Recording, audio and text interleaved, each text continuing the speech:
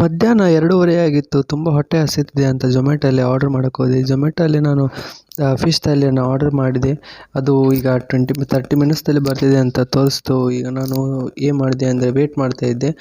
ಇಲ್ಲಿ 36 ಮಿನಿಟ್ಸ್ ಇನ್ನೂ ಬರೋಕ್ಕೆ ಲೇಟ್ ಆಗುತ್ತೆ ಅಂತ ಅಂದ್ಬಿಟ್ಟು ಒಂದಿಷ್ಟು ಫೋಟೋಗಳನ್ನ ತಗೊಂಡೆ. ಆಮೇಲೆ ಸ್ವಲ್ಪ ಟೈಮ್ ಪಾಸ್ ಮಾಡಿದೆ. ಆಮೇಲೆ ಮತ್ತು ಪಿಕ್ಚರ್ ನೋಡ್ಕೊತ ಸ್ವಲ್ಪ ಟೈಮಿಂಗ್ ವೇಸ್ಟ್ ಮಾಡಿದೆ.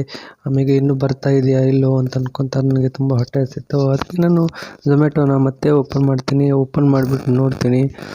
ಅಯ್ಯೋ ದೇವರೇ, ಇನ್ನೂ 21 ಮಿನಿಟ್ಸ್ ಕಾಯಬೇಕಲ್ಲಪ್ಪ ಅಂತಂದು ಕಾಯ್ತಿದ್ದೆ. ಸ್ವಲ್ಪ ನಿದ್ದೆ ಬಂತು. ಒಂದು ಸ್ವಲ್ಪ ಮಕ್ಕೊಂಡೆ.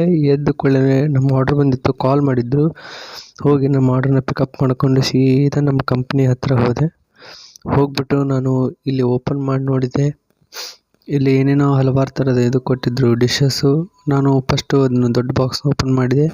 ಇದರಲ್ಲಿ ಮಂಗಳೂರು ಸ್ಪೆಷಲ್ ಅನ್ನ ಇತ್ತು. ಅದರಲ್ಲಿ ಸೈಡಿಗೆ